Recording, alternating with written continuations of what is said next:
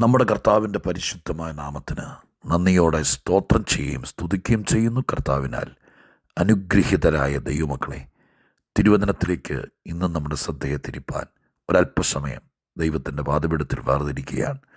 വിവിധ സ്ഥലങ്ങളിൽ ഇരുന്നുകൊണ്ട് ദൈവത്തിൻ്റെ വചനം കേൾപ്പാൻ താല്പര്യം കാണിക്കുന്ന പ്രിയപ്പെട്ടവർക്ക് ക്രിസ്തുവേശുവിൻ്റെ ധന്യമുള്ള നാമത്തിൽ സ്നേഹവന്ദനം അറിയിക്കുന്നു. നമ്മുടെ രക്ഷിതാവും കർത്താവുമായിരിക്കുന്ന മഹാദൈവത്തിന് സകല മഹത്വവും പുകഴ്ചയും കരയേറ്റുകയും ചെയ്യുന്നു. എല്ലാവരെയും കർത്താവ് അനുഗ്രഹിക്കട്ടെ എന്ന് പ്രാർത്ഥിക്കുന്ന കൂടെ ദൈവത്തെ ഉയർത്തിക്കൊണ്ട് ഇന്ന് നിങ്ങളുമായി പങ്കുവയ്ക്കാൻ ഒരു ലളിതമായിരിക്കുന്ന ആത്മീക ചിന്ത കർത്താവിൻ്റെ സന്നിധാനത്തിൽ നിങ്ങളെ ഓർപ്പിക്കാൻ നെഹമ്യാവിൻ്റെ പുസ്തകത്തിലെ പരിചിതമായിരിക്കുന്നൊരു വാക്യം വായിക്കാൻ ആഗ്രഹിക്കുന്നു. നെഹമ്യാവിൻ്റെ പുസ്തകം 1-ാം അധ്യായം 4-ാമത്തെ വാക്യം ഞാൻ വായിച്ചു കേൾപ്പിക്കാം. നെഹമ്യാവ് 1:4. ഈ വർത്തമാനം കേട്ടപ്പോൾ ഞാനിരുന്ന് കരഞ്ഞു, കുറേ നാൾ ദുഃഖിച്ചും ഉപവസിച്ചും കൊണ്ട് സ്വർഗത്തിലെ ദൈവത്തോട് ഞാൻ പ്രാർത്ഥിച്ചു പറഞ്ഞതെന്തെന്നാൽ, ഈ വർത്തമാനം കേട്ടപ്പോൾ. നെഹമ്യാവിൻ്റെ പുസ്തകത്തിൽ നെഹമ്യാവ് യെരുശലേമിൽ നിന്ന് വന്ന ചിലർ നെഹമ്യാവിനോട് യെരുശലേമിൻ്റെ ഇപ്പോഴത്തെ അവസ്ഥയെക്കുറിച്ച് പറഞ്ഞതാണ് ഈ വർത്തമാനം എന്ന വാക്കുകൊണ്ട് ഉദ്ദേശിച്ചത്. എന്തായിരുന്നു ആ വർത്തമാനം? യെരുശലേം മുഴുവൻ തകർന്നു കിടക്കുകയാണ്. യെരുശലേമിൻ്റെ വാതിലുകൾ തീ കൊണ്ട് വെന്ത് കിടക്കുകയാണ്. പ്രവാസത്തിൽ നിന്ന് തെറ്റി ഒഴിഞ്ഞ ജനങ്ങൾ മഹാകഷ്ടത്തിലും ദാരിദ്ര്യത്തിലും പട്ടിണിയിലുമാണ്. അങ്ങനെ വളരെ കഷ്ടത്തിൽ അകപ്പെട്ട് കിടക്കുന്നു. എല്ലാം തകർന്നിരിക്കുന്നു. പ്രതീക്ഷയ്ക്ക് വകയില്ലാതെ വണ്ണം കുപ്പക്കുന്നായി യെരുശലേം തകർന്നു കിടക്കുന്നു. ഈ വർത്തമാനം പേർഷ്യൻ സാമ്രാജ്യത്തിൽ രാജാവിൻ്റെ കൊട്ടാരത്തിൽ പാനപാത്രവാഹനായി നിൽക്കുന്ന നെഹമ്യാവ് തൻ്റെ സഹോദരങ്ങളിൽ നിന്ന് ഈ വർത്തമാനം കേട്ടു. അങ്ങനെയാണല്ലോ എഴുതിയിരിക്കുന്നത്. ഈ വർത്തമാനം കേട്ടു. ഈ വർത്തമാനം കേട്ടപ്പോൾ അതിനോട് പ്രതികരിച്ച രീതിയിൽ നിന്നാണ് ഇന്ന് ദൈവാത്മാവ് ചില കാര്യങ്ങൾ ഓർപ്പിക്കുന്നത്. 4 കാര്യങ്ങൾ ഈ വർത്തമാനം കേട്ടപ്പോൾ അദ്ദേഹത്തിൽ ഉരുത്തിരിഞ്ഞു എന്ന് കാണാൻ കഴിയുന്നു. അതാണല്ലോ പ്രതികരണം എന്ന് പറയുന്നത്. ചിലർക്ക് എന്ത് കേട്ടാലും പ്രതികരണമില്ല. ചില വീട്ടിലൊക്കെ കൂടെ അമ്മമാർ ചോദിക്കുന്നതാ, നിങ്ങൾക്കൊന്നും പറയാനില്ലേ? നിങ്ങളിങ്ങനെ സർവേക്കല്ല് പോലെ ഇന്ന കാര്യം നടക്കൂ. എന്തൊക്കെ നടന്നാലും, ആകാശം ഇടിഞ്ഞ് വീണാലും, ഭൂമി കുഴിഞ്ഞ് പടർന്ന് താഴേക്ക് വീഴുവാന്ന് പറഞ്ഞാലും ചിലർക്ക് ഒരു പ്രതികരണവും ഇല്ലാത്തവരുണ്ട്. എനിക്ക് തോന്നിയിട്ടുണ്ട് കൂടുതലും പുരുഷന്മാരുടെ ഭാഗത്ത് നിന്ന്, അപ്പന്മാരുടെ ഭാഗത്ത് നിന്നൊക്കെ. എന്നാൽ കണ്ണീരും കരച്ചിലൊക്കെയുള്ള ഒത്തിരി പേരുണ്ട് കേട്ടോ. എന്തൊക്കെയോ എവിടെയൊക്കെയോ എല്ലാ വീട്ടിലും കാണും. എന്തൊക്കെ നടന്നാലും ഒരു പ്രതികരണമില്ലാത്തവർ. തിരുവെഴുത്ത് പഠിച്ചപ്പോൾ എനിക്ക് മനസ്സിലാക്കാൻ പറ്റിയത് പ്രതികരണമുള്ളതാണ് നല്ലത്. എൻ്റെ പ്രസംഗത്തിൻ്റെ ആമുഖത്തിലൊക്കെ ഞാൻ പറയാറുണ്ട്, ദൈവവചനം കേൾക്കുമ്പോൾ, ഒരു പ്രയാസം നേരിടുമ്പോൾ, ഒരു ദൂത് കേൾക്കുമ്പോൾ ഒരു പ്രതികരണം നമ്മുടെ ഭാഗത്തുനിന്ന് ഉണ്ടാകണം.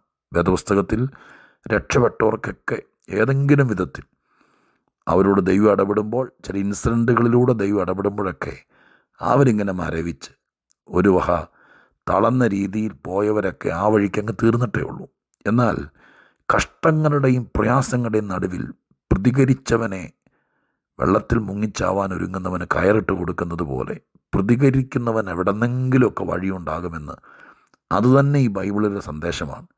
തിരുവെഴുത്ത് തപ്പിപ്പറയ്ക്ക് ദൈവത്തിൻ്റെ ആലോചന ദൂതാക്കി മാറ്റാൻ കഴിവുള്ളവരെന്നെ കേൾക്കുന്നുണ്ടെങ്കിൽ പ്രതികരിച്ച കുറേ പേരെ നിങ്ങൾ ബൈബിളിൽ തപ്പിയെടുക്കുക.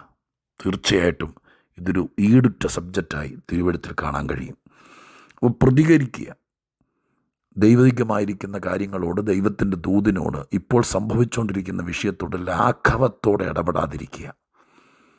മനുഷ്യന് പ്രതികരിക്കാനുള്ള കഴിവ് ദൈവം കൊടുത്തിട്ടുണ്ട്. ക്രൂരമായി പ്രതികരിക്കുന്നവരുണ്ട്, മോശമായി പ്രതികരിക്കുന്നവരുണ്ട്.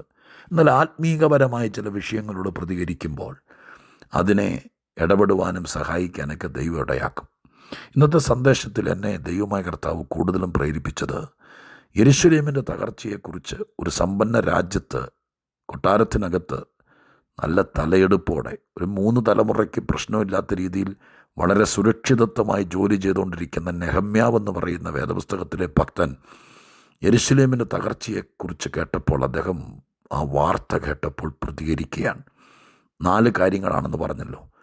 അതിൽ 2 കാര്യങ്ങൾ മാനുഷികമായ പ്രതികരണവും, 2 കാര്യങ്ങൾ ആത്മീകമായ പ്രതികരണമാണ്. അതൊന്ന് സൂചനയിലേക്ക് കൊണ്ടുവരാം. എന്താണ് മാനുഷികമായ പ്രതികരണം? അവിടെ എഴുതിയിരിക്കുന്നത്, ഈ വർത്തമാനം കേട്ടപ്പോൾ ഞാൻ ഇരുന്നു കരഞ്ഞു, കുറേ നാൾ ദുഃഖിച്ചു. കരയുക, ദുഃഖിക്കുക, ഇത് മാനുഷികമായിരിക്കുന്ന പ്രതികരണമാണ്. ഈശ്വരവിശ്വാസിയായ മനുഷ്യനും ബഹുദൈവ വിശ്വാസിയും ഏകദൈവ വിശ്വാസിയും വിശുദ്ധനും അശുദ്ധനും എല്ലാവർക്കുമുള്ളൊരു പ്രതികരണമാണ് കരച്ചിൽ. ദുഃഖം പ്രതികരണമാണ് അല്ലേ? കുഞ്ഞുങ്ങളൊക്കെ വളർത്തിയവരല്ലേ നമ്മളിൽ പലരും. അവരെങ്ങനെ വർത്തമാനം പറയാൻ പഠിക്കുന്നതിനൊക്കെ പ്രതികരിച്ചുകൊണ്ടിരുന്നത്? കരയുകയായിരുന്നു. അതിന് വിശക്കുമ്പോൾ പാല് കുടിക്കാറാകുമ്പോൾ കരയും, അസ്വസ്ഥത ഉളവാക്കുമ്പോൾ കരയും. വയറിനകത്തൊക്കെ കുഞ്ഞുനാളിലൊക്കെ ഈ പണ്ട് കാലത്തെല്ലാം, ഇപ്പോഴും ഉണ്ടായേക്കാം, കുഞ്ഞുങ്ങൾക്കെല്ലാം വയറ് കമ്പിക്കുക, ഗ്യാസ്, അങ്ങനെ ഒത്തിരി പ്രശ്നങ്ങൾ കാണും. നിങ്ങൾക്ക് പറയാനറിയില്ലല്ലോ എവിടാ മോനെ വേദന, എന്തിനാ മോനെ അറിയില്ലോ. ചെവി വേദന ഉണ്ടാവുമെന്ന് കേട്ടിട്ടുണ്ട് ഈ കൊച്ചു കുഞ്ഞുങ്ങൾക്കെല്ലാം. അത് നിങ്ങൾക്ക് പറയാനറിയില്ല. അപ്പോൾ കരച്ചിലാണ്, കരച്ചിൽ. ഞാൻ വൈദ്യശാസ്ത്രത്തിൽ കേട്ടിട്ടുണ്ട്, എല്ലാ മെഡിക്കൽ സൈഡിൽ എല്ലാവിധ കാര്യങ്ങളും ഉത്തരവാദിത്തപ്പെട്ടതാണ്. എന്നാൽ പീഡിയാട്രിക് കുഞ്ഞുങ്ങളെ നോക്കുന്ന ഡോക്ടർമാർ, അവർക്ക് ഇപ്പം ഞാൻ ചെന്ന് ഡോക്ടറെ കാണുമ്പോൾ വിവരങ്ങൾ എന്നോട് ചോദിക്കാം, എനിക്ക് പ്രതികരിച്ച് പറയാം. ഡോക്ടർ ചോദിക്കും, രാവിലെ എഴുന്നേൽക്കുന്നുണ്ടോ, അല്ലെങ്കിൽ ഉറക്കമുണ്ടോ, ദഹനമുണ്ടോ എന്നൊക്കെ ചോദിക്കുമ്പോൾ എനിക്ക് ഉണ്ടെന്നോ ഇല്ലെന്നോ പറയാം. പക്ഷേ 3 മാസം പ്രായമുള്ള 6 മാസം പ്രായമുള്ള കുഞ്ഞിന് പ്രതികരിക്കാൻ അറിയില്ലല്ലോ. ഇപ്പം അവരുടെ കാര്യങ്ങൾ മനസ്സിലാക്കുന്നതാണ് വൈദ്യശാസ്ത്രത്തിലെ ഏറ്റവും പ്രധാനപ്പെട്ട മേഖല എന്ന് ആരോ പറഞ്ഞ് ഞാൻ കേട്ടിട്ടുണ്ട്. ശരിയായിരിക്കാം. അപ്പോൾ കുഞ്ഞുങ്ങൾ പോലും പ്രതികരിച്ചുകൊണ്ടിരുന്നത് കണ്ണുനീരില്ല, കരച്ചിലില്ല. നമ്മുടെ വീട്ടിലൊക്കെ കുഞ്ഞുങ്ങളല്ല, പെൺകുഞ്ഞുങ്ങൾ, അമ്മമാരും ഭാര്യമാരുമൊക്കെ പ്രതികരിക്കുന്നത് ആ മുഖത്ത് കണ്ണുനീർത്തുള്ളികൾ ഉരുണ്ടുകൂടുമ്പോൾ നമുക്കറിയാം എന്തോ ഒരു പ്രതികരണമാണ്. കരച്ചിലൊരു വലിയ പ്രതികരണമാണ്. ദുഃഖം പ്രതികരണത്തിൻ്റെ ഒരു മൂർത്തിഭാവമാണ്. എന്തൊക്കെയോ പ്രയാസങ്ങളോടുള്ള പ്രതികരണമാണ് ദുഃഖം. അപ്പോൾ ഈ ദുഃഖം ഒക്കെ, കണ്ണുനീരൊക്കെ പ്രതികരണം. പൗലോസരിക്ക് പറഞ്ഞില്ലേ, നിങ്ങൾ ദുഃഖിക്കാത്തതിൽ ഞാൻ വിഷമിക്കുന്നു പറഞ്ഞാൽ ഒരു പ്രതികരണം നിങ്ങൾക്കില്ലല്ലോ. അല്ല, നീ എല്ലാ ദിവസവും മുഖം ചുമന്നിരിക്കണം, കണ്ണ് നിറഞ്ഞിരിക്കണം എന്നുള്ളതല്ല പൗലോസ് ഉദ്ദേശിച്ചത്. ഇത്രയും വലിയ സംഭവം നടന്നിട്ടും നിനക്ക് ദുഃഖമില്ലെന്ന് പറയുന്നതിൻ്റെ അർത്ഥം നിനക്കൊരു പ്രതികരണമില്ലല്ലോ. പരിശുദ്ധാത്മാവ് ഇന്ന് പകൽക്കാലം ചിലരെ ഓർപ്പിക്കുന്നു. മാനുഷികമായ പ്രതികരണം, ദുഃഖം, കരച്ചിൽ, കണ്ണുനീര്, ഇതെല്ലാം മാനുഷിക പ്രതികരണമാണ്. ഇത് മനുഷ്യർക്കുള്ളതാണ്, കുഞ്ഞുനാൾ മുതലുള്ളതാണ്. നല്ലതാ അത്. പൗലോസ് അതെഴുതി. കണ്ണീരും ദുഃഖമൊക്കെ പ്രതികരണത്തിൻ്റെ ഭാഗമാണ്. ഇതൊന്നും ഇല്ലാത്ത കല്ലുകൊണ്ട് ചങ്കുള്ളവർ കണ്ടേക്കാം, രക്ഷപ്പെടാൻ പാടാണ്. ദുഃഖിക്കുകയും കരയുകയൊക്കെ ചെയ്യുന്നത് ഒരു പ്രതികരണത്തിൻ്റെ ഭാഗമാണ്. പക്ഷേ ആത്മീകമായ പ്രതികരണം, ആ വാക്യത്തിൻ്റെ അടുത്ത ഭാഗം ഇങ്ങനെയാണ് എഴുതിയിരിക്കുന്നത്. കുറച്ച് നാൾ ദുഃഖിച്ചു കരഞ്ഞു എന്ന് മാത്രമല്ല, അടുത്ത ഭാഗത്ത് എഴുതിയിരിക്കുന്നത്, അഥവാ ആ വാക്യത്തിൽ തന്നെ അന്തർലീനമായിരിക്കുന്ന അടുത്ത കാര്യം ഇതാണ്: ദുഃഖിച്ചും കരഞ്ഞും പ്രതികരിച്ചങ്ങ് തീർത്തുന്നല്ല. കുറേ ആൾക്കാർ അങ്ങനെയാണ്. ദുഃഖവും കരച്ചിലും ഒരു മാനുഷിക, ഒരു പ്രഥമദൃഷ്ടിയ ആദ്യത്തെ തുടക്കം അതായിരിക്കാം. പക്ഷെ കാര്യം നടക്കുന്നത് കുറേ നേരം കരഞ്ഞതുകൊണ്ടല്ല, കുറച്ചു നേരം ദുഃഖിച്ചതുകൊണ്ടുമല്ല കേട്ടോ. അടുത്ത ഭാഗം എഴുതിയിരിക്കുന്നത് എങ്ങനെയാണ്: ദുഃഖിച്ചും കരഞ്ഞും ഇരുന്ന മനുഷ്യൻ ദൈവത്തോട് പ്രാർത്ഥിക്കുകയും ഉപവസിക്കുകയും ചെയ്തു. ഇത് ആത്മീക പ്രതികരണമാണ്. ഒരു വിഷയം തകർന്നു കിടക്കുകയാണ്, ഒരു കാര്യം കഷ്ടത്തിലാണ്, ഒരു സംഭവം മഹാപ്രതിസന്ധിയിലാണ് എന്ന വിഷയം വാർത്തയായി കാതിലെത്തിയപ്പോൾ കരഞ്ഞ് ദുഃഖിച്ച ആയിരക്കണക്കിന് ആളുകൾ കണ്ടേക്കാം. ഒരഭിപ്രായം പറഞ്ഞു, പ്രതികരിച്ചു. കഷ്ടമായിപ്പോയി, എന്തോ ചെയ്യാനാന്ന് പറ. ഒരു പ്രതികരണമാണത്. അയ്യോ, ഒരിക്കലും വിചാരിച്ചില്ല കേട്ടോ, പാപം, ഒരു പ്രതികരണമാണത്. അങ്ങനെയൊക്കെ പറഞ്ഞ് പ്രതികരണം തീർത്ത ആയിരക്കണക്കിന് ആളുകൾ കണ്ടേക്കാം. അയ്യോ, ഒന്ന് പോയി കാണണമല്ലോ, കഷ്ടത്തിലായിപ്പോയല്ലോ, അയ്യോ, അതും ഒരു പ്രതികരണമാണ്. പക്ഷെ അതുകൊണ്ടൊന്നും കാര്യമാവില്ല. മാനുഷിക പ്രതികരണത്തിനപ്പുറം ഒരാത്മീക പ്രതികരണത്തിലേക്ക് കിടക്കണം. അതെന്താ? ഈ ദുഃഖവും കണ്ണീരിനുമപ്പുറം നെഹമ്യാവ് ഒരാത്മതലം അത് മുറുകെ പിടിച്ചു. ആത്മതലത്തിൽ പ്രതികരിക്കാൻ ആരംഭിച്ചു. അതെന്താ? ദൈവത്തിൻ്റെ സന്നിധിയിൽ കഞ്ഞി കുടിക്കാതെ കിടന്നെന്നല്ല. ചില ആൾക്കാരങ്ങനെയാണ്. പ്രയാസങ്ങളും ബുദ്ധിമുട്ടുകളും വരുമ്പോൾ, വഴക്കുണ്ടാകുമ്പോൾ, അഭിപ്രായ വ്യത്യാസം ഉണ്ടാകുമ്പോൾ അത്താഴം വേണ്ടെന്ന് പറഞ്ഞ് കിടക്കും. 2 ദിവസത്തേക്ക് വീട്ടിൽ നിന്ന് കഴിക്കാതെ കറങ്ങി നടക്കും. അതൊക്കെ ഒരു പ്രതികരണമാണ്. പക്ഷേ അത് ഉപവാസമല്ലല്ലോ.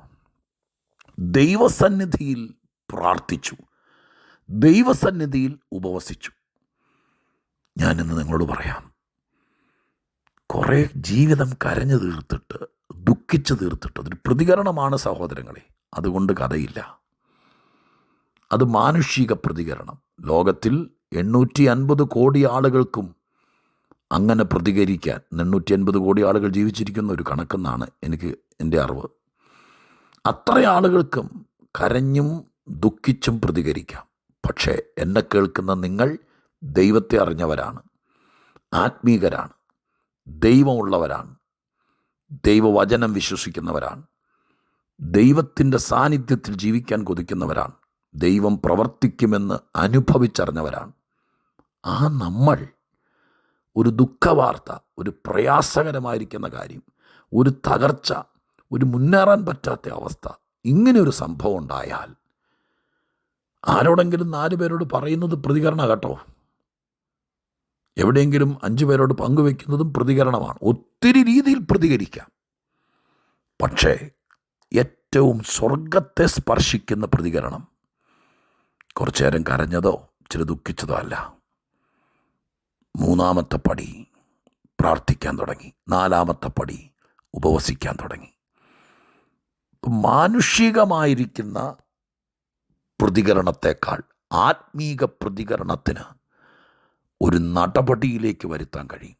നെഹമ്യാവിനെ യെരൂശലേമിൽ എത്തിച്ചതും മതിൽ പണിയിച്ചതും വീണ്ടും യെരൂശലേം പുതുക്കി പണിതതും കാര്യാദികൾ മാറിയതും ദേവാലയം വീണ്ടും പണിയാനൊത്തതും അവിടെ യാഗം നടന്നതും ആളുകൾ തിരിച്ചു വന്നതുമെല്ലാം എന്നെ കേൾക്കുന്ന പ്രിയപ്പെട്ടവരെ, കുറേ ആൾക്കാർ ദുഃഖിച്ച കൂടെ ഇരുന്ന് ഒരളി എന്ന് മദ്ദളത്തോട് പറഞ്ഞെന്ന് പറഞ്ഞ പോലെ പ്രവാസത്തിൽ കിടക്കുന്നവരെല്ലാം താടിക്ക് കൈയും കൊടുത്ത് എന്നാ പറയാനാ, കഷ്ടമായിപ്പോയി, നമ്മുടെ വിധിയാന്ന് വിചാരിക്കാം എന്ന് പറഞ്ഞ് പ്രതികരിച്ച് തീർക്കല്ലേ.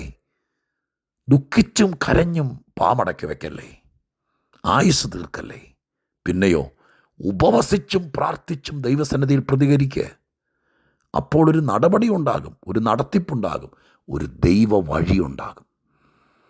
ഞാൻ ഈ വാക്യത്തിൽ നിന്ന് 2 തരം പ്രതികരണങ്ങളെ വകതിരിച്ചടഞ്ഞെടുത്ത് കയ്യിൽ തന്നു.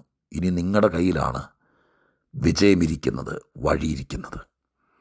ചില വിഷയങ്ങൾ കണ്ടേക്കാം, ദുഃഖിച്ചും കരഞ്ഞും 4 പേരോട് പറഞ്ഞും മാത്രം എന്നും മുഖം വാടിയിരിക്കാതെ അടുത്ത പ്രതികരണം കർത്താവിൻ്റെ സന്നിധാനത്തിൽ ചില ദിവസങ്ങൾ ഉപവസിച്ചും പ്രാർത്ഥിച്ചിരിക്കും. അപ്പോൾ ചോദിച്ചേക്കാം, എൻ്റെ പൊന്നു മാസ്റ്റർ, ഉപവസിക്കുകയും പ്രാർത്ഥിക്കുകയും ചെയ്യാത്തവരാണോ ഞങ്ങൾ?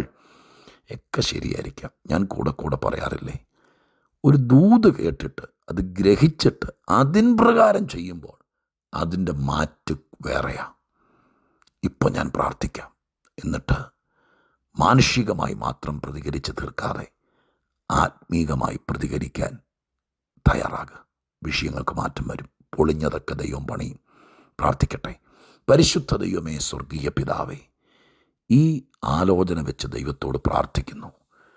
എങ്ങനെ പ്രതികരിക്കണമെന്ന് പോലും അറിയാൻ വയ്യാത്ത ആളുകളുണ്ട്. എന്തൊക്കെ കേട്ടാലും പ്രതികരിക്കാത്തവരുണ്ട്. എന്നാൽ ആയുഷ്കാലം മുഴുവൻ കരഞ്ഞും ദുഃഖിച്ചും പ്രതികരിച്ച് തീർക്കുന്നവരുണ്ട്. അവർക്കൊരു വെളിപ്പാടെന്ന വണ്ണം അടുത്ത തലത്തിലേക്കുള്ളൊരു വാതിൽ തുറക്കട്ടെ അപ്പ.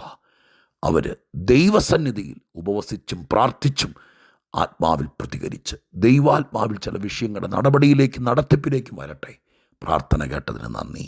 യേശുവിൻ നാമത്തിൽ തന്നെ,